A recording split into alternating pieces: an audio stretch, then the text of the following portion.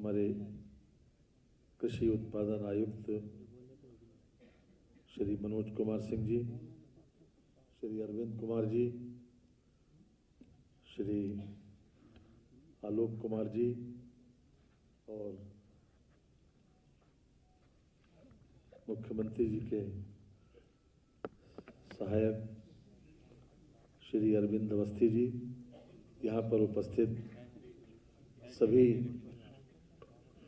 Block प्रमुख, सभी बीडीओज, अन्य महानुभाव, साथी अन्य अधिकारीगण, पत्रकार एवं छायाकार मित्रों, आज के इस विशेष कार्यक्रम में जो सबसे बड़ा आकर्षण का केंद्र है, हमारी रोज़मर्रा की ज़िंदगी में टेक्नोलॉजी का प्रयोग, क्योंकि हम सब जानते हैं कि हम कितना भी परिश्रम कर लें, कितनी ही मेहनत कर लें, लेकिन हम तकनीक के सहायता अगर नहीं लेंगे तो हम उस मुकाम तक नहीं पहुंच सकते जो हमारे लिए अपेक्षित है या जो हमारे लिए लक्षित है।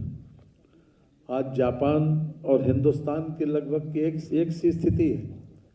जापान सेकंड वर्ल्ड वॉर में पूरी तरीके से बर्बाद हो चुका था और हिंदुस्तान 1947 में आज़ाद हुआ, लेकिन तकनीक के सहयोग से, तकनीक के माध्यम से आज जापान दुनिया की महाशक्ति बन गया और हम एक अंडर डेवलप्ड कंट्री के रूप में जाने जाते हैं।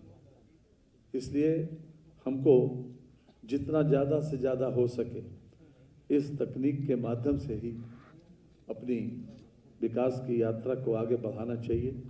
मुझे बहुत खुशी हुई कि अभी आलोक कुमार जी ने जो चाहे पीएचडी के लोगों का, चाहे एमफिल या उसके समकक्ष योग्यता वालों का जो परिचय कराया, मैं उसको दोहराना नहीं चाहता कि इतने क्वालिफाइड लोग इस तकनीक के माध्यम से हमको लक्षित परिणाम तक पहुंचाएंगे। और इस टैबलेट के वितरण के कार्यक्रम में जो माननीय मुख्यमंत्री जी ने विशेष रूप से इस पंचवर्षीय योजना में 2 करोड़ लोगों को टैबलेट वितरण करने के लिए जो लक्ष्य दिया है, मैं समझता हूं कि उसी दिशा में हम लगातार आगे बढ़ रहे हैं और हर तरह से हम टेक्नोलॉजी के प्रयोग करके ही अपने उद्देश्य को प्राप्त कर सकते हैं। मैं उन लोगों को बधाई भी देता हूं, शुभकामनाएं भी देता हूं और एक अपेक्षा उनसे ज़रूर करता हूं कि हमारे प्रधानमंत्री जी आदरणीय मोदी जी और आदरणीय योगी जी जिस उद्देश्य से उत्तर प्रदेश और देश की सेवा कर रहे हैं, इन लोगों का अपना निजी कोई एजेंडा नहीं है। ये सुबह उठने से लेकर रात को सोने तक केवल प्रदेश और देश के बहबूदी और विकास के लिए ही समर्पित हैं कि उत्तर प्रदेश की पर कैपिटा इनकम कैसे बढ़े, लोगों के जीवन स्तर में सुधार कैसे आए, लोगों को, आम आदमियों को सभी प्रकार की ज़रूरतें उनकी कैसे पूरी हों, उन लोगों की ज़िंदगी में बेहतरी और खुशहाली कैसे आए। हम समझते हैं कि जिन लोगों को भी आज टैबलेट वितरण किया जा रहा है या जो महानुभाव यहाँ उपस्थित हैं, उनके सामने भी इस प्रकार का एक उद्देश्य, एक लक्ष्य ज़रूर होना चाहिए कि जब हमारे रोल मॉडल इस प्रकार की सोच रखते हैं तो हमको किसी न किसी रूप में उनको सहयोग करके आगे बढ़ाना चाहिए। आज के इन्हीं शब्दों के साथ मैं अपनी बात को समाप्त करता हूं। मन सहित आप सबको धन्यवाद देते हुए अपनी वाणी को विराम देता हूं। बहुत बहुत धन्यवाद। बहुत बहुत धन्यवाद माननीय। तकनीक के माध्यम से कार्य क्षमता में वृद्धि के आज के इस युग में मैं बहुत ही आदर के साथ अपने विचारों को हम तक पहुंचाने के लिए सादर आमंत्रित कर रही हूं माननीय उप मुख्यमंत्री माननीय श्री ब्रजेश पाठक जी को आप सबकी शुभकामना रूपी जोरदार तालियों के साथ।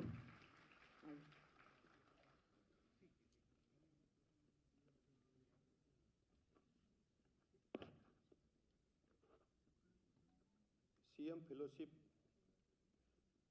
2022 के नियुक्त शोधार्थियों को टैबलेट वितरण के भव्य एवं गरिमामय समारोह में हमारे बीच में मुख्य अतिथि के रूप में उपस्थित हैं उत्तर प्रदेश के यशस्वी लोकप्रिय आदरणीय मुख्यमंत्री योगी आदित्यनाथ जी, उत्तर प्रदेश के लोकप्रिय सर्वप्रिय उप मुख्यमंत्री आदरणीय केशव प्रसाद मौर्य जी,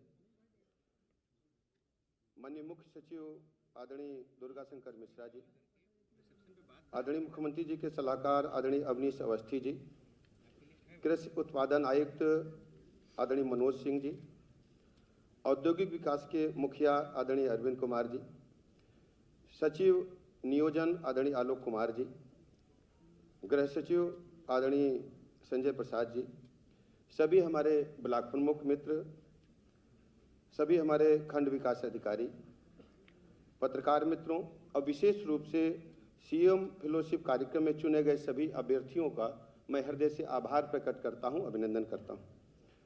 साथियों, उत्तर प्रदेश के सर्वांगीण विकास के लिए हमारी सरकार लगातार काम कर रही है। 2017 में माननीय मुख्यमंत्री जी ने जब से प्रदेश की कमान संभाली, हर मोर्चे पर कीर्तिमान स्थापित करते हुए हम लोग काम कर रहे हैं। नीति आयोग ने तय किया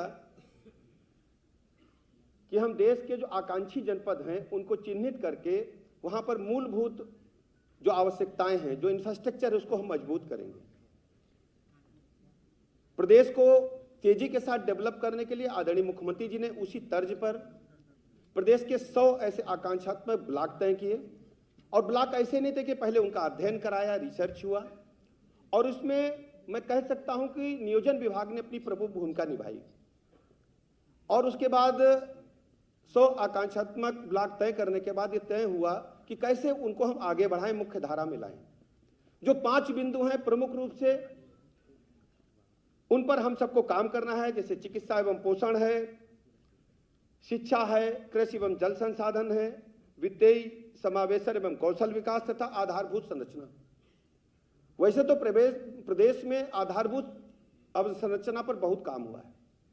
2017 से पहले सड़कों का हाल सब लोग जानते हैं, बुरी तरह से क्षतिग्रस्त सड़कें। उत्तर प्रदेश में प्रवेश करते ही महसूस हो जाता था कि आप प्रदेश में आ गए हैं। अन्य प्रदेशों की सीमा को जब क्रॉस करके आते थे और शाम होते ही पता चल जाता था कि उत्तर प्रदेश में हम प्रवेश कर गए, क्योंकि अंधेरा छाया रहता था। अस्पताल में चिकित्सा व्यवस्थाओं का बुरा हाल था। प्रदेश में मात्र 13 मेडिकल कॉलेज थे, चिकित्सकों की भारी कमी थी। अन्य विभागों का भी यही हाल था। लेकिन उत्तर प्रदेश में 2017 के बाद भारतीय जनता पार्टी की सरकार ने, आदरणीय योगी जी की सरकार ने चतुर्मुखी विकास के लिए हर मोर्चे पर काम किया है। सबसे बड़ी चुनौती हमारे सामने कानून व्यवस्था को लेकर के थी। गुंडे, बदमाश, माफिया, मवाली, इवेंदन, लुच्चे, लफंगे, एंटी रोमियो स्क्वाड को भले ही कोई कहे कि छोटा सा स्क्वाड है, लेकिन 16,500 मुकदमे दर्ज करके ऐसे 15,000 से अधिक लोगों को हमने जेल में भेजने का काम किया। आज उत्तर प्रदेश में तेजी के साथ बढ़ता हुआ प्रदेश इसलिए बन रहा है, आर्थिक मोर्चे पर हम शीघ्र ही नंबर 1 हो जाएंगे। कृषि के मामले में हम नंबर 1 पर हैं। आर्थिक मोर्चे पर आने के लिए सारी कवायद जारी है। देश के नामी गिरामी उद्योगपति आज उत्तर प्रदेश की तरफ रुख कर रहे हैं। अभी आप लोग दुनिया के उद्योगपतियों को प्रदेश में देखने वाले हैं। हमारी सरकार चाहती है कि पूरा प्रदेश एक साथ समवेत विकास करे। अभी तक जो हम लोग विकास की अवधारणा को देखते आए हैं वो मशरूम डेवलपमेंट था, कहीं यहां हो गया, कहीं वहां हो गया। लेकिन मैंने सिद्धार्थनगर जनपद को देखा, बलरामपुर जनपद को देखा, कुशीनगर जनपद को देखा, जो छोटे छोटे जनपद हैं जहां पर डेवलपमेंट की धारा नहीं बह पाई थी, लेकिन वहां भी अब महसूस होता विकास है। इंटरनेशनल क्वालिटी की सड़कें हैं, विद्युत व्यवस्था चाक चौबंद है, अस्पतालों में लोगों को दवाइयां मिल रही हैं। हर स्थिति में हमारा प्रदेश नंबर 1 पर काम करे। पश्चिमी उत्तर प्रदेश में तो डेवलपमेंट ठीक था, मध्य उत्तर प्रदेश में डेवलपमेंट और तेजी के साथ आगे बढ़ा है। बुंदेलखंड हमारी मुख्य धारा में है। आप सोचिए, समाजवादी पार्टी के शासनकाल में हमको पानी के लिए ट्रेन तलाशना पड़ा था। शर्म का विषय था। दुनिया में तस्वीरें गई थी कि समाजवादी पार्टी के साल की सरकार में पानी ट्रेन से आ रहा है, बुंदेलखंड के लोग लाइन लगाकर पानी पी रहे थे। मैं बधाई देना चाहता हूं मुख्यमंत्री जी को, आदरणीय प्रधानमंत्री नरेंद्र मोदी जी के मार्गदर्शन में अब पानी की बुंदेलखंड में किल्लत नहीं, वहां अतिरिक्त पेयजल उपलब्ध है। आदरणीय प्रधानमंत्री जी ने तय किया कि 2024 तक सबके घर में हम जल जीवन मिशन के तहत नल से जल योजना लागू करेंगे। और मुझे प्रसन्नता है, जब आदरणीय प्रधानमंत्री जी का जन्मदिन हम लोग 17 को मना रहे थे तो लाखों की संख्या में कनेक्शन दिए गए, घर घर शुद्ध पेयजल उपलब्ध कराया जा रहा है। मैंने प्रदेश का भ्रमण किया माननीय मुख्यमंत्री जी के निर्देश पर, तो हमने पाया कि जिलाधिकारी के कार्यालय से बेहतर पंचायत भवन हमारे प्रदेश में बन चुके हैं। ऐसा पंचायत भवन आप देखेंगे, हमारे जो शोधार्थी मित्र जाएंगे जब ब्लॉकों में देखेंगे पंचायत भवन ए क्लास का, आपको महसूस होगा कि लोग भवन में आ गए हैं, खूबसूरत टाइल्स हैं, फर्नीचर, सभागार, पंखे लगे हुए हैं। और कई प्रधान जब बैठते हैं तो हमारी जब महिला प्रधान वहां बैठती है तब हमें गौरव का अनुभव होता है। यह है बदलता हुआ भारत, यह है बदलता हुआ उत्तर प्रदेश। ऐसा उत्तर प्रदेश है। तो उसी अनुक्रम में माननीय मुख्यमंत्री जी ने तय किया कि 100 ब्लॉक जहां पर आधारभूत अवसंरचना की कमी है, अन्य जो सूची बनी है 4-5 बिंदुओं की, उन पर हमें काम करना है। शोधार्थी मित्रों, आप पर बहुत भरोसा हमारी सरकार ने किया है। आप किसी भी स्थिति में कोई आपकी व्यक्तिगत समस्या हो, तत्काल सरकार को अवगत कराएं और आपको जान लगा देना है और उन ब्लॉकों में हमें रिजल्ट देना है। और जिस दिन रिजल्ट आप दे दोगे, उत्तर प्रदेश नंबर 1 पर आएगा और ये इनाम, ये तमगा आपको मिलने वाला है। कोई इसे आपको टच नहीं कर पाएगा। जो काम है वो दिखता है। प्रतियोगिता काम की होना चाहिए। आसपास में आप ढेर सारे लोग आपको मिलेंगे, आपको दुश्वारियां भी सहना पड़ सकता है, रहने खाने में दिक्कत भी आ सकती है। लेकिन जैसे ट्रेन पर हम सवार होते हैं तो 15 मिनट ट्रेन के बहुत खराब होते हैं जो रिजर्वेशन नहीं होता है। 15 मिनट बाद सीट भी बन जाएगी और धीरे से जो लेटा हुआ आदमी पैर सिकोड़ लेगा, कहेगा चाचा क्या खाना खाएंगे। तो यही स्थिति है। आप जब जाओगे सब सिस्टम बन जाएगा। कहीं आपको ब्लॉक प्रमुख से दिक्कत होगी, कहीं प्रधान से दिक्कत होगी, लेकिन सामंजस्य बना करके हमको रिजल्ट देना है। परिणाम तय करेगा जीता कौन है, बाकी कोई कुछ नहीं देखता। तो हमें परिणाम देना है। मैं ऐसे भव्य कार्यक्रम का आयोजन के लिए नियोजन विभाग को, आदरणीय मुख्य सचिव महोदय को, आदरणीय मुख्यमंत्री जी को बहुत बहुत अभिनंदन करता हूं और आपको सबको शुभकामनाएं देता हूं कि आने वाले दिनों में हम पुनः यहां इकट्ठा होंगे। 100 ब्लॉकों में जो टॉप पर आएगा उसको हम लोग सम्मानित करेंगे। ऐसा मैं नियोजन विभाग के मुखिया से कहूंगा। बहुत बहुत धन्यवाद, आभार। बहुत बहुत धन्यवाद माननीय आपके प्रेरणादायी उद्बोधन के लिए। और साथियों, मुख्यमंत्री फेलोशिप कार्यक्रम के अंतर्गत अब मैं बहुत ही आदर के साथ सादर आमंत्रित कर रही हूं माननीय उप मुख्यमंत्री माननीय श्री केशव प्रसाद मौर्य जी को। आप सबकी शुभकामना रूपी तालियों के साथ आइए। भारत माता की। सबसे पहले तो आज के इस कार्यक्रम के आयोजन के लिए निश्चित तौर से नियोजन विभाग बधाई का पात्र है। और ऐसे कार्यक्रम में हमारे माननीय मुख्यमंत्री आदरणीय योगी आदित्यनाथ जी का मौजूद होना, हमारे साथी उप मुख्यमंत्री ब्रजेश जी का, हमारे बहुत ही वरिष्ठ नेता और वरिष्ठ मंत्री आदरणीय सुरेश खन्ना जी का मौजूद होना, यह इस कार्यक्रम को और महत्वपूर्ण बना देता है। हमारे मुख्य सचिव आदरणीय दुर्गा शंकर मिश्रा जी और मंच पर और मंच के सामने सभी वरिष्ठ अधिकारीगण।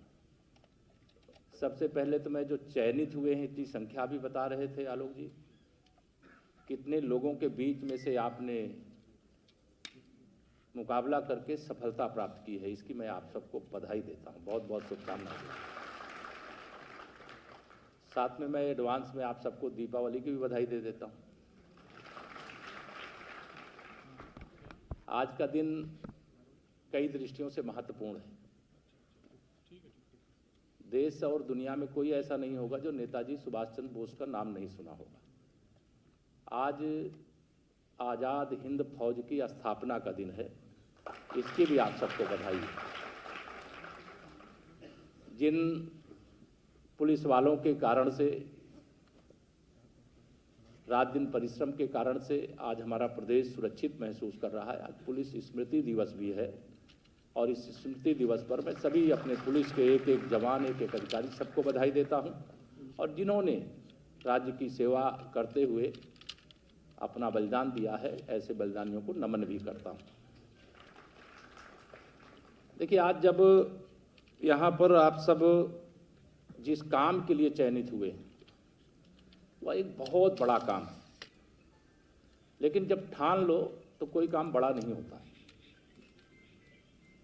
शोध एक ऐसा क्षेत्र है जिस क्षेत्र में आज सफलता का कीर्तिमान अगर मैं कहूं तो पूरे विश्व के अंदर किसी देश का फहरा रहा है।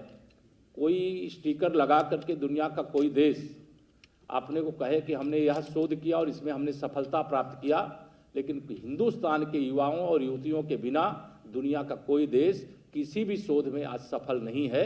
इसलिए आज आपको शोध का काम मिला और वो भी गांव के शोध, गांव के अंदर जाएंगे।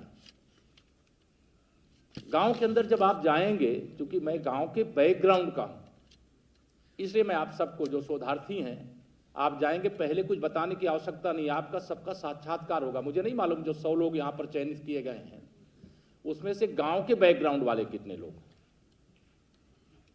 काफी लोग। तो इसलिए गांव के जो बैकग्राउंड वाले लोग हैं उनको काफी चीजें गांव की पता होगी।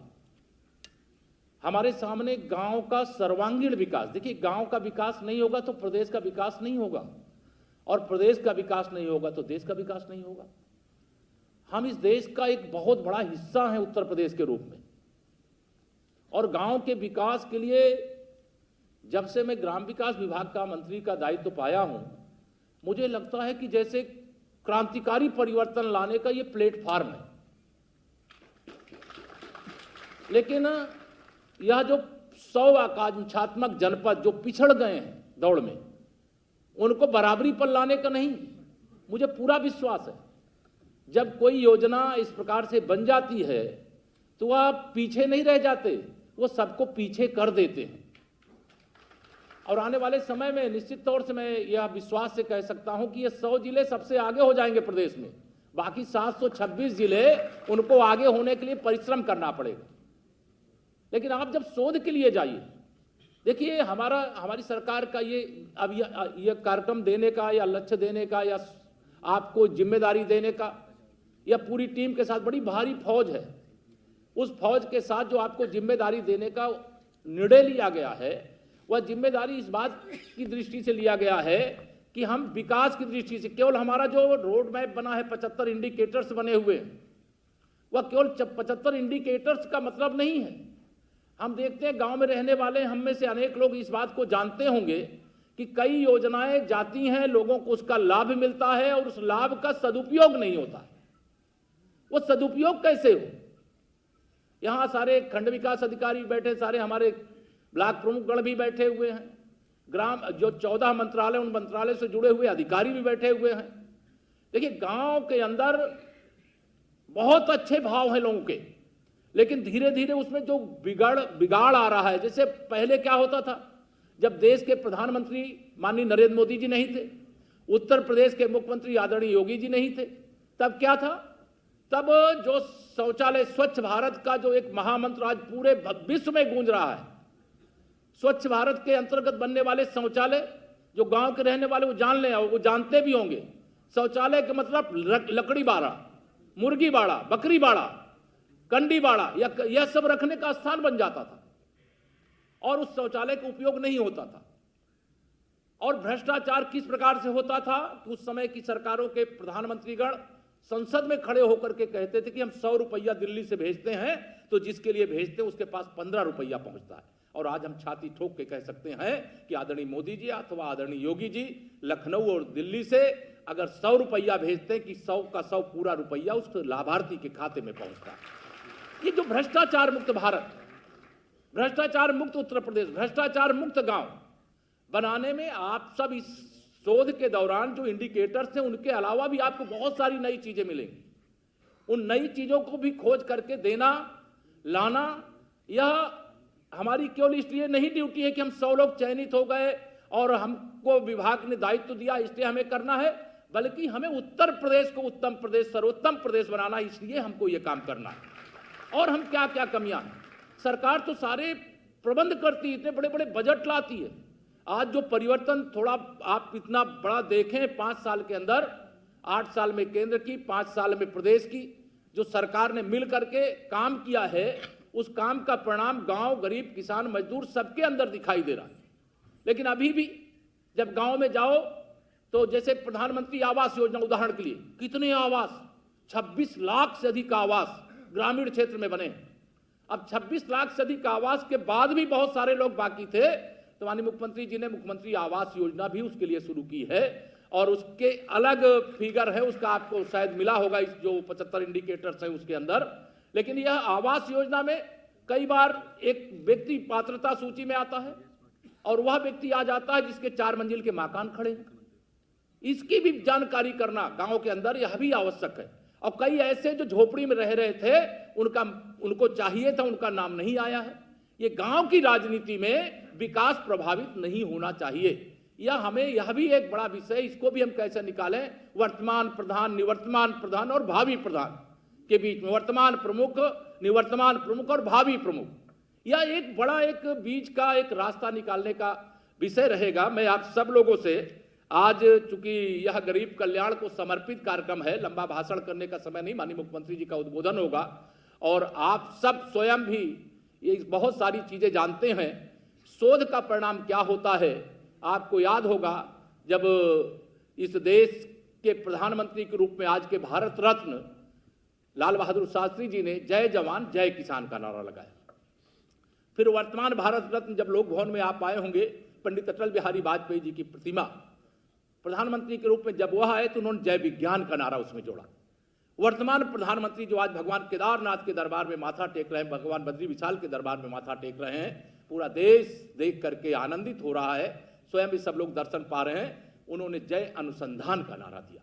आप कल्पना करके जाइएगा यहाँ से कि अगर ये अनुसंधान नहीं होता, ये शोध नहीं होता, तो क्या भारत अपनी वैक्सीन बना पाता? क्या हम परमाणु शक्ति संपन्न राष्ट्र बन पाते? क्या हम मंगलयान और चंद्रयान 3 की आज मैं देख रहा था योजना, ये कर पाते? क्या ये तमाम सारे क्षेत्र आप सब बड़े बड़े अच्छे प्रकार से जानते हैं, लेकिन मेरा यह आप सबको आह्वान है, जो कागज में लिखे हुए बिंदु हैं उस पर तो फोकस करिएगा ही, उसके अलावा बहुत कुछ ध्यान रखने की जरूरत है, जिससे उत्तर प्रदेश की तस्वीर पूरे भारत में ही नहीं पूरी दुनिया में चमके और दिखे। उसके लिए आप सबके सहयोग की अपेक्षा करता हुआ, आप सब जिस काम के लिए जा रहे हैं उसमें सफल हों, ऐसी शुभकामना देता हुआ एक बार फिर से दीपावली की बहुत बहुत मंगल कामनाएं प्रकट करता हुआ अपनी वाणी को विराम। बहुत बहुत धन्यवाद। बहुत बहुत धन्यवाद माननीय। और साथियों, कहते हैं कि एक समृद्ध और खुशहाल भारत की आधारशिला है हमारे गांव का विकास, और गांव के विकास की एक महत्वपूर्ण जिम्मेदारी हमारे नवचयनित शोधार्थियों को दी गई है। वो शोधार्थी जिन्हें आज माननीय मुख्यमंत्री महोदय अपने शुभ कर कमलों से टैबलेट वितरित करेंगे, उस क्रम में मैं सबसे पहले आमंत्रित कर रही हूं श्वेता सिंह को जोरदार तालियों के साथ।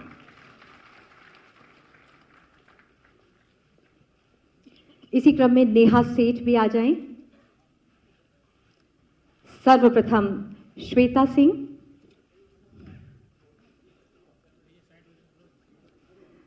आपको इस जिम्मेदारी के लिए बहुत बहुत बधाई। हमें आशा ही नहीं, विश्वास है कि आप अपने इरादों में खरी उतरेंगी, ऐसी हम कामना करते हैं।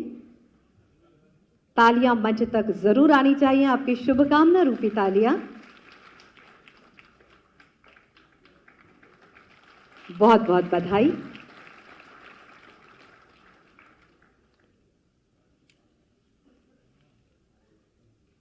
नेहा सेठ, आप सबकी जोरदार तालियों के साथ, क्योंकि ये दायित्वों का निर्वहन करने के लिए इन्हें चुना गया है। ये सभी नवचयनित शोधार्थी हैं जिन्हें विकास कार्यों के लिए चुना गया है। समर्थ शर्मा और इसी क्रम में पंकज वर्मा भी आ जाएं। अभी आप यहीं पर रुक जाएं प्लीज। समर्थ शर्मा को बहुत बहुत बधाई। पंकज वर्मा नवचयनित शोधार्थी, 2 हफ्ते की ट्रेनिंग के बाद आप सबको चुना गया है। उपकारी नाथ त्रिपाठी जी, आप सबकी जोरदार तालियों के साथ। ये सभी एक समृद्ध और समर्थ भारत की आधारशिला के तहत अपना कार्य करने जा रहे हैं। बहुत बहुत धन्यवाद माननीय आप सभी को। अंत्योदय से अर्थव्यवस्था तक, इंफ्रास्ट्रक्चर से इंडस्ट्री तक, कामगार से किसान तक, सुरक्षा से शिक्षा तक, माननीय मुख्यमंत्री महोदय के कुशल मार्गदर्शन में हर क्षेत्र में नया उत्तर प्रदेश नव निर्माण की स्वर्णिम पटकथा लिख रहा है। मैं बहुत ही आदर के साथ आप सबकी शुभकामना रूपी तालियों के साथ माननीय मुख्यमंत्री महोदय माननीय श्रीमान योगी आदित्यनाथ जी से विनम्र निवेदन करती हूं कि आज के इस शुभ मौके पर अपने आशीर्वचनों से हम सभी का मार्ग प्रशस्त करने की कृपा करें। धन्यवाद। उत्तर प्रदेश मुख्यमंत्री फेलोशिप कार्यक्रम में आज के इस समारोह में मंच पर उपस्थित प्रदेश सरकार में मेरे वरिष्ठतम सहयोगी उप मुख्यमंत्री श्री केशव प्रसाद मौर्य जी, उप मुख्यमंत्री श्री ब्रजेश पाठक जी, प्रदेश शासन के वित्त और संसदीय कार्य के मंत्री माननीय श्री सुरेश कुमार खन्ना जी, प्रदेश के मुख्य सचिव श्री दुर्गा शंकर मिश्र जी, कृषि उत्पादन आयुक्त श्री मनोज कुमार सिंह जी, अवस्थापना व औद्योगिक विकास के आयुक्त श्री अरविंद कुमार जी, मुख्यमंत्री के सलाहकार श्री अवनीश कुमार अवस्थी जी और इस कार्यक्रम के संयोजक, आयोजक, नियोजन विभाग के सचिव श्री आलोक कुमार जी, आज के इस कार्यक्रम में उपस्थित है प्रदेश के 100 आकांक्षात्मक जनपदों से जुड़े हुए खंड विकास अधिकारीगण,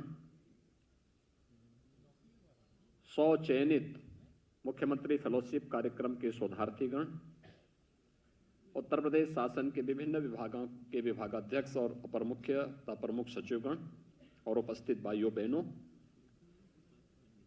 आज का दिन उत्तर प्रदेश की दृष्टि से बहुत महत्वपूर्ण है।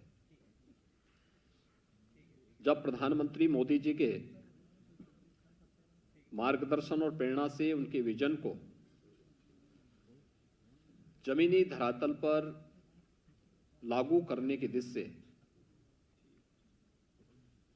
100 सीएम फेलो को हम लोग आज यहां पर एक प्रकार का नियुक्ति पत्र प्रदान कर रहे हैं, जिन्हें 100 आकांक्षात्मक विकास खंडों में जाकर के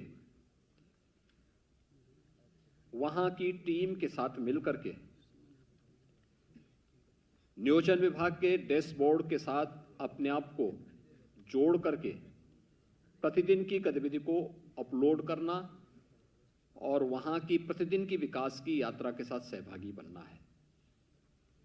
मैं सबसे पहले इस आयोजन पर आप सबका ट्रेनिंग का कार्यक्रम संपन्न हुआ है, इसके लिए हृदय से बधाई देता हूं, आप सबका अभिनंदन करता हूं।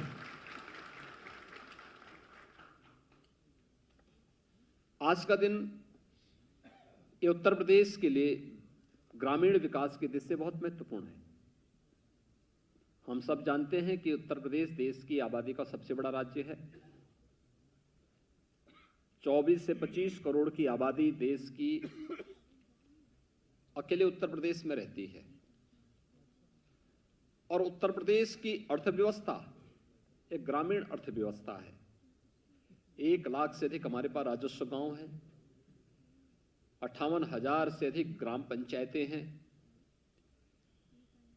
75 जनपद हैं, 826 विकास खंड हैं। इन सभी को अगर ध्यान में रखेंगे तो देश के अंदर ग्रामीण अर्थव्यवस्था वाला कोई राज्य है जिसकी आज भी 75% आबादी ग्रामीण क्षेत्र में निवास करती है और वहां की अर्थव्यवस्था का आधार वहां की ग्रामीण अर्थव्यवस्था ही है।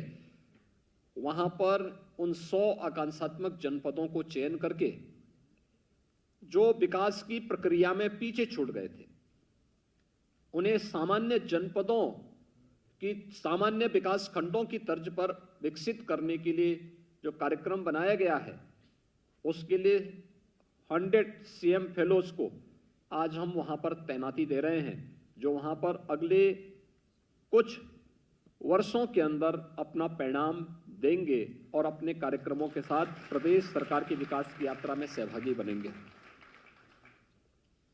हम सब जानते हैं 2018 में आदरणीय प्रधानमंत्री जी ने नीति आयोग को आदेश दिया था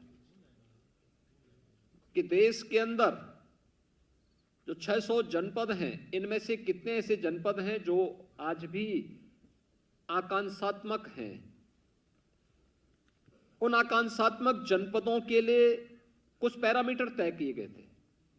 शिक्षा है, स्वास्थ्य और पोषण है, कृषि और जल संसाधन है, स्किल डेवलपमेंट का है, वित्तीय समावेशन यानी फाइनेंशियल इंक्लूजन का है। ये 6 अलग अलग क्षेत्र में 75 इंडिकेटर के साथ उस समय नीति आयोग ने एक व्यवस्था बनाई थी कि इन 112 जनपद ऐसे चयनित हुए थे पूरे देश के अंदर, जिन जनपदों को विकास की आवश्यकता थी, सपोर्ट की आवश्यकता थी, सहयोग की आवश्यकता थी, जिससे वो सामान्य जनपदों की श्रेणी में आ सके।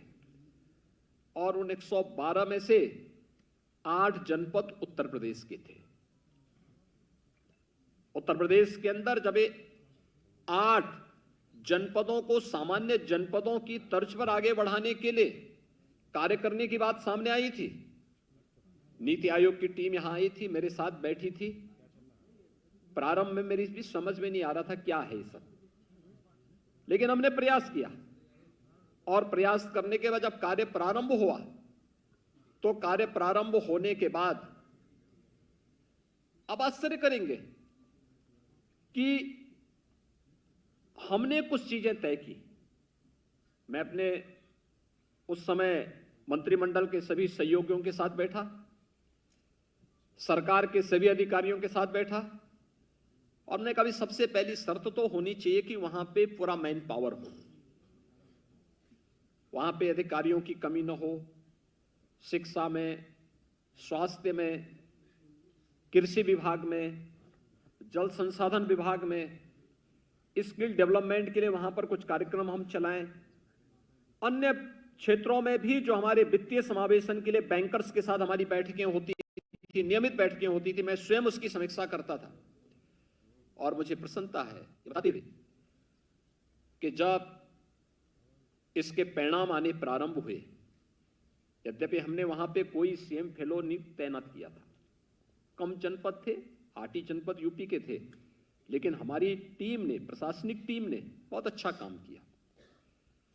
और उसका परिणाम क्या आया कि देश के अंदर जिन 10 जनपदों ने सबसे अच्छा काम किया, उन 10 जनपदों में से पहले 5 जनपद उत्तर प्रदेश के थे और टॉप 20 में उत्तर प्रदेश के सभी 8 के 8 जनपद थे।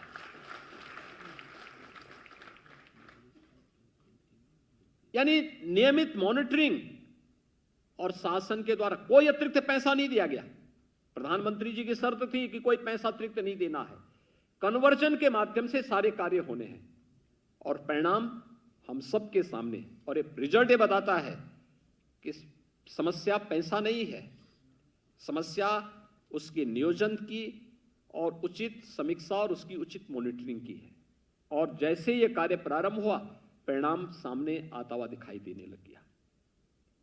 और इसीलिए हम सब ने उसी से प्रेरणा प्राप्त करके आदरणीय प्रधानमंत्री जी की प्रेरणा से, उनके मार्गदर्शन में ऐसे जो 826 विकास खंड हैं, उन विकास खंडों में भी 100 ऐसे चयन किए जो इन सभी पैरामीटर्स में पीछे छूट गए। उनको विकास की मुख्य धारा के साथ जोड़ने के साथ साथ सामान्य जनपदों की तर्ज पर हम आगे विकसित कर सके, इस पर कार्य प्रारंभ करने के लिए हम लोगों ने नियोजन विभाग में डैशबोर्ड बनाया, चयन की प्रक्रिया प्रारंभ की। और मुझे सबसे अच्छी प्रसन्नता इस बात की है कि 26,000 से अधिक लोगों ने इसके लिए आवेदन किया, चयन होने थे 100।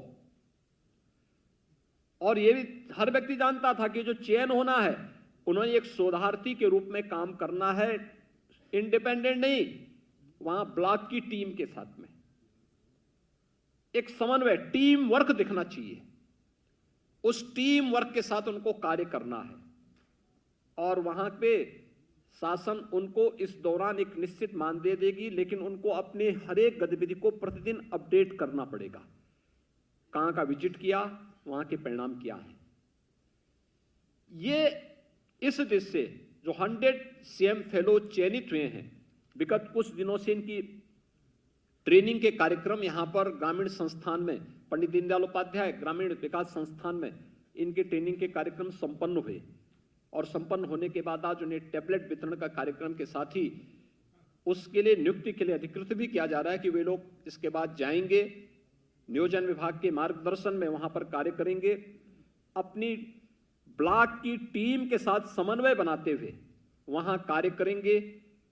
जिले के अंदर सीडीओ, क्योंकि केवल 34 जनपदों में ये 100 विकासखंड आए हैं, वहां के सीडीओ को इसका नोडल अधिकारी बनाया गया है।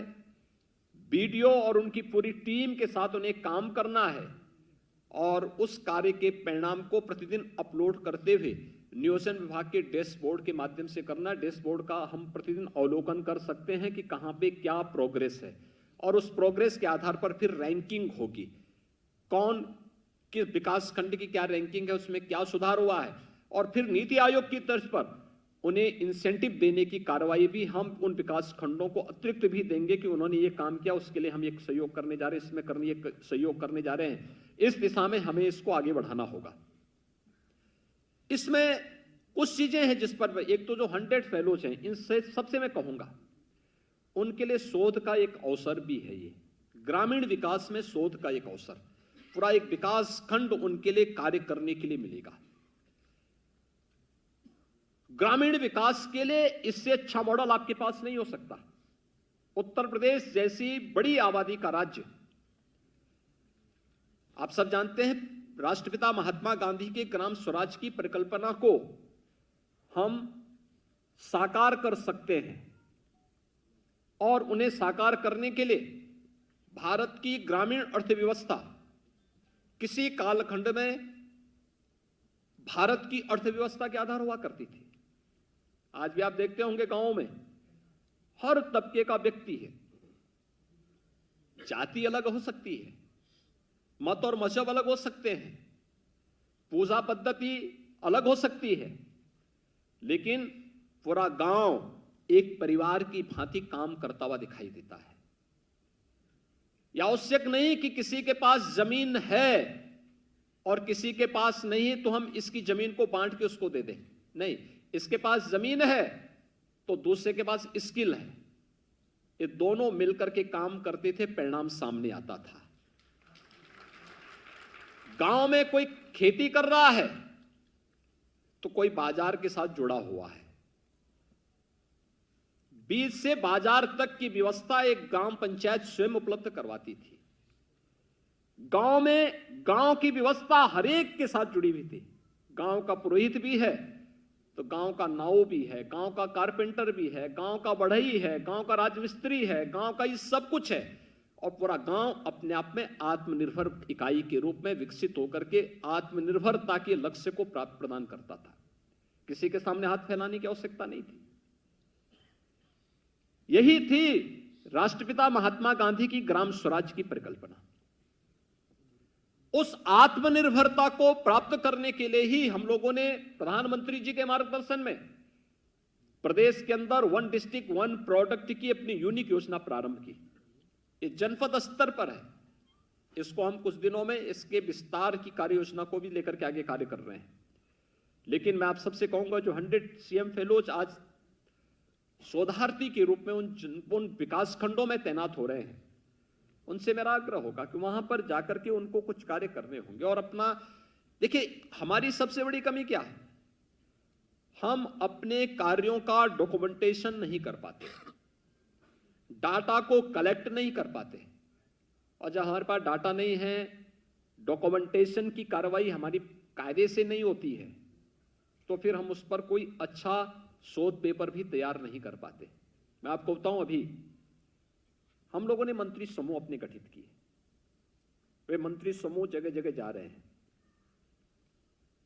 वे नियमित रूप से रिपोर्ट भी मुख्यमंत्री कार्यालय को उपलब्ध करवाते हैं। 75 जनपद थे तो मैंने 25 जनपद स्वयं ले, 25 जनपद केशव प्रसाद मौर्य जी को, 25 जनपद श्री ब्रजेश पाठक जी को दिए कि भाई हम लोग भी विजिट करें, और देखें मंत्री समूह के कार्य के साथ साथ वहां पर कार्य की गति को कैसे तेज किया जा सकता है, उसके परिणाम अच्छे आए। लेकिन परिणाम के साथ साथ हम अपनी रिपोर्ट को कैसे डॉक्यूमेंटेशन के रूप में वो कर सकते हैं। मैंने देखा मेरे पास 25 जनपदों की पूरी एक थीसिस श्री ब्रजेश पाठक जी ने प्रस्तुत की। उन्होंने कहा कि देखिए मैं इन जनपदों में गया था और इन जनपदों को इस रूप में हमने वो करके बैठक ली, अलग अलग ग्रुप के साथ कैसे हम बैठे, उसके परिणाम कैसे सामने आए। अपने आप में इतनी मोटी थीसिस तैयार हो गई, वो अपने आप में एक डॉक्यूमेंटेशन है। उस पर अगर वो लिखना चाहेंगे अपने आप में एक बहुत अच्छी पुस्तक लिख सकते हैं, क्योंकि ये हम समाज से ले रहे हैं और एक अवसर होगा आपके पास कार्य करने का। मैं जब बार बार कहता हूं, हो सकता मेरी बात को बहुत सारे लोग बुरा मानते होंगे, मैं जब बार बार कहता हूं कि शिक्षकों को पठन पाठन के अलावा उनको गांव की जनगणना के साथ साथ मतदाता सूची के कार्य के साथ जरूर जाना चाहिए। उसने गांव की सामाजिक आर्थिक परिस्थिति की पूरी जानकारी हो पाती है। वो शिक्षा क्या जो हमें केवल सैद्धांतिक जानकारी तक, अक्षर ज्ञान तक सीमित रखे। अगर व्यावहारिक जानकारी न दे सकते तो शिक्षा का कोई मतलब नहीं जीवन में। व्यावहारिक जानकारी जिस गांव में हम लोग जा रहे हैं, उन गांवों में जाकर के जहां हम बच्चों को पढ़ा रहे हैं, हमें जानकारी तो होनी चाहिए इस गांव में कितने परिवार रहते हैं,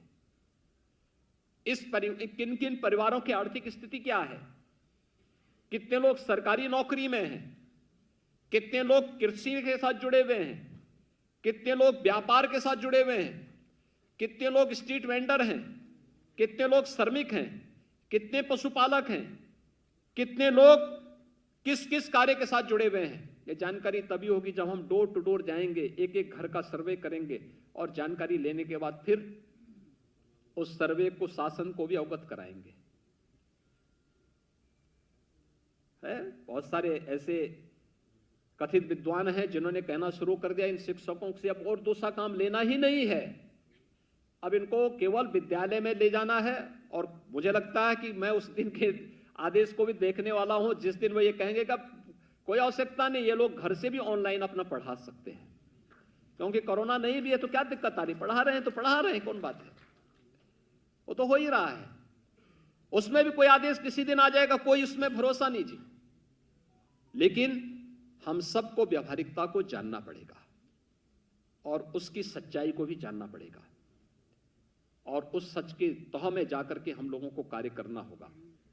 और इसलिए 100 जो शोधार्थियों को आज हम भेज रहे हैं उनसे मैं एक आग्रह करूंगा कि अगला 2 साल 3 साल तक उन्हें उन विकास खंडों में कार्य करना पड़ेगा और कार्य करते हुए अपना परिणाम देना पड़ेगा। और जब वहां पर जाएं तो एक अपना अच्छा शोध ग्रंथ भी लिखें ग्रामीण विकास पर, क्योंकि आप में से मैं देख रहा था ज्यादातर लोग पीएचडी हैं, एमटेक हैं, एमफिल हैं। और आपके लिए एक अवसर होगा, क्योंकि आपका यह शोध ग्रंथ अपने आप में देखिए लिखने की सीखने में किसी भी उम्र में सीखने में कोई गुरेज नहीं होना चाहिए जी, कोई परहेज नहीं होना चाहिए। हमें हर दिन हर उम्र हमारे लिए सीखने की होती है, कुछ नयापन देने की होती है। भारत की परंपरा तो यही कहती है कि आनो भद्रा कर्तो यंतो विश्वत, यानी ज्ञान की परंपरा जहां से भी आ सकती है, ज्ञान की उस धारा के साथ हमें अपने आप को जोड़ना चाहिए और ज्ञान की उस धारा के साथ जोड़ करके आप अपने आने वाली पीढ़ी को बहुत कुछ दे सकते हैं। जो 100 CM फेलोज आज यहां पर हम भेज रहे हैं 100 विकास खंड के लिए, जो आकांक्षात्मक विकास खंड है, इन 100 विकास खंडों को हमें एक नई ऊंचाई तक पहुंचाना है, सामान्य जनपदों से भी अच्छी श्रेणी में पहुंचाना है। हमारे विभागों के अपर मुख्य सचिव, प्रमुख सचिव और विभागाध्यक्षगण भी हैं, मैं उनसे कहूंगा कि वे सुनिश्चित करें कि 100 विकास खंडों में पूरा मैन पावर रहे, कहीं भी मैन पावर की कमी ना हो। 100 विकास खंडों के जो CM फेलोज वहां जा रहे हैं, इनके लिए आवासीय व्यवस्था जिला प्रशासन उन विकास खंड मुख्यालयों पर करे और वहां पर एक सुरक्षित और अच्छा वातावरण उन लोगों को दें। उन्हें वहीं से फिर पूरे विकास खंड का भ्रमण विकास टीम के साथ और अकेले भी जाकर के करना होगा। इस बात की ट्रेनिंग उन्हें पिछले कुछ दिनों की ट्रेनिंग के दौरान दी गई होगी और मैं आपको इस बात के लिए आश्वस्त दे रहा हूं। मैं यहां चीफ सेक्रेटरी भी बैठे हुए हैं, नियुक्ति विभाग के हमारे अपर मुख्य सचिव और अन्य अधिकारी गण भी हैं कि जो 100 सीएम फेलोज होंगे एक नया प्रयोग होगा। इनमें से जो भी बाद में शासकीय सेवा में आने चाहेगा इनको हम वेटेज देंगे, एक निश्चित वेटेज देने का काम भी करेंगे और इनको मिलना भी चाहिए, क्योंकि तब तक इनके पास कार्य का एक अनुभव हो चुका होगा और इनको शासकीय सेवा में फिर वेटेज, एज में रिलैक्सेशन और साथ साथ इस कार्य का अगर इनकी अच्छी रैंकिंग है तो उसके लिए फिर हमें उनको उस व्यवस्था के साथ जोड़ने की कार्रवाई के लिए भी शासकीय सेवा में जब विज्ञापन निकलेंगे 2 साल 3 साल के बाद तो उसमें एक वेटेज भी उनको देने की कार्रवाई के साथ ये प्रक्रिया अभी से जुड़नी चाहिए, जिससे आने वाले समय में इस प्रकार के फेलोज को हम प्रदेश के अंदर अन्य क्षेत्रों में भी लागू कर सकें। अभी तो हम ग्रामीण क्षेत्र में दे रहे हैं, अभी हमें नगर विकास के क्षेत्र में भी इस प्रकार का कार्य करना है। हमारे पास इस समय देश के अंदर सबसे बड़ा अर्बन बॉडीज हमारे पास हो चुकी है। अर्बन बॉडीज का मतलब यानी 763 और मेरा अनुमान है कि कुछ समय के बाद ये बढ़कर के 800 क्रॉस करेगा, लेकिन अभी भी वहां बुनियादी सुविधाओं का अभाव है। हम इन नगर निकायों को आत्मनिर्भर कैसे बनाएंगे, जनता को बुनियादी सुविधाएं कैसे उपलब्ध करवाएंगे, ये इस दिशा हम उस पर कार्य करेंगे। मैंने औद्योगिक विकास विभाग को भी कहा है कि प्रदेश में निवेश के लिए भी कुछ फेलोज हमें रखने चाहिए, आईएम से जुड़े हुए हों, आईआईटी से जुड़े हुए हों, विश्वविद्यालय से जुड़े हुए हों, ऐसे 50 हो 100 हो उनको हम जोड़ें और एक एक निवेशक के साथ उन्हें जोड़ें। निवेशक ने आवेदन किया, आवेदन उसका पर्याप्त है, फिर शेष कार्य हमारा फेलो यहां पे करेगा। उसको जब तक कि उसकी फैक्ट्री का भूमि पूजन का कार्य और उसका कार्य शुभारंभ न हो जाए तब तक की निगरानी का काम और उसको अपडेट करने का काम और फेलो स्वयं ही करे। इस दिशा में औद्योगिक विकास को भी इस विभाग के साथ आगे बढ़ने की आवश्यकता है। हमें निर्णय लेने की प्रकृति के साथ आगे बढ़ना होगा, अपनी यंग जनरेशन को आगे बढ़ के उसकी ऊर्जा का लाभ हमें लेना होगा और जब भी हम इस कार्य को करेंगे हमारी जो प्रतिभावान युवा शक्ति है, जो आज दुनिया के सामने अपनी प्रतिभा और अपनी ऊर्जा का लाभ दे रहा है, इसकी प्रतिभा और ऊर्जा का लाभ अगर उत्तर प्रदेश को प्राप्त होगा, उत्तर प्रदेश को देश की नंबर 1 की अर्थव्यवस्था बनने में कोई देर नहीं लगेगी। नंबर 1 की अर्थव्यवस्था बनने में हमें कोई देर नहीं लगेगी। इस कार्यक्रम को हम आगे बढ़ाएंगे इस विश्वास के साथ। मैं 100 जो सीएम फेलोज हैं जिन्हें आज 100 आकांक्षात्मक विकास खंडों में जाकर के अपने कौशल का परिचय देना है, उनके प्रति अपनी शुभकामनाएं देता हूं। आप सबको दीपावली की मंगलमय शुभकामनाएं भी देता हूं और विश्वास व्यक्त करता हूं कि आप सभी में एक स्वस्थ प्रतिस्पर्धा विकसित हो, एक स्वस्थ प्रतिस्पर्धा विकसित हो।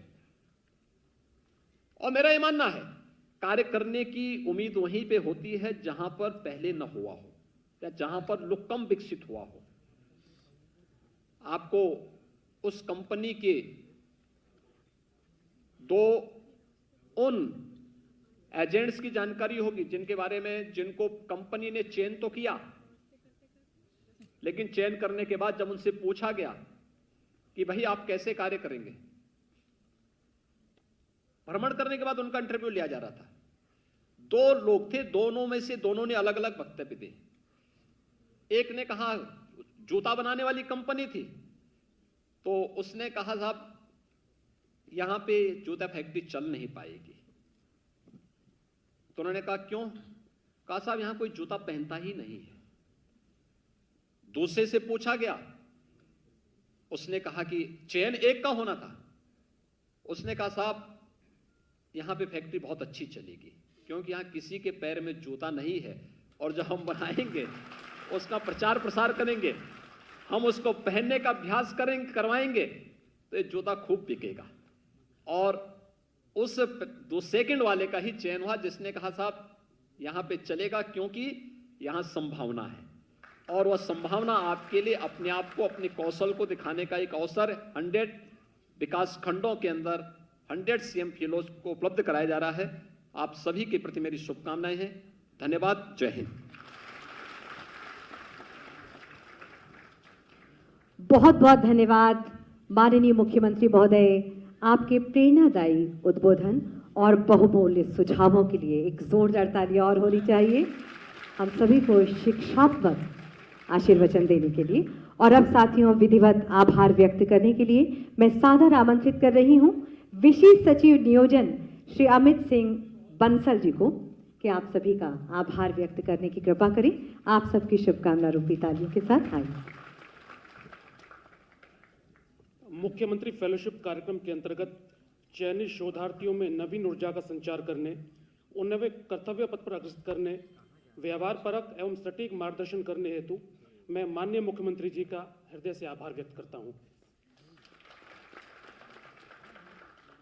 माननीय मुख्यमंत्री जी के द्वारा शोधार्थियों को सरकारी सेवा हेतु वेटेज देने के जो निर्देश दिए गए हैं, उसके लिए मैं समस्त शोधार्थियों की तरफ से माननीय मुख्यमंत्री जी का आभार व्यक्त करता हूं। सर, मैं समस्त नवचयनित शोधार्थियों की तरफ से आपको आश्वस्त करना चाहूंगा कि इनके द्वारा आपकी अपेक्षाओं पर खरा उतरने के लिए अथक प्रयास किए जाएंगे। मैं आज इस कार्यक्रम में उपस्थित माननीय उप मुख्यमंत्री जी, माननीय संसदीय एवं वित्त मंत्री जी, मुख्य सचिव महोदय, कृषि उत्पादन आयुक्त महोदय, औद्योगिक एवं अवस्थापना विकास आयुक्त महोदय, सलाहकार माननीय मुख्यमंत्री जी एवं सचिव नियोजन महोदय का भी आभार व्यक्त करता हूं।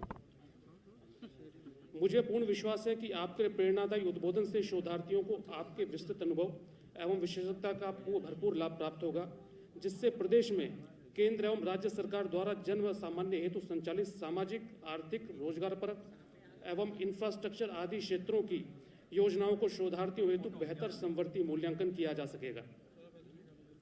मैं पुनः माननीय मुख्यमंत्री जी एवं अन्य समस्त जनमान्यगण का पुनः आभार व्यक्त करता हूं। धन्यवाद।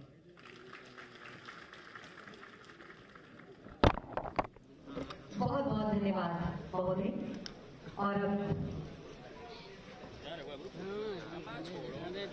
एक ग्रुप फोटोग्राफ होगा हमारे उन सभी शोधार्थियों के साथ माननीय मुख्यमंत्री महोदय जी के।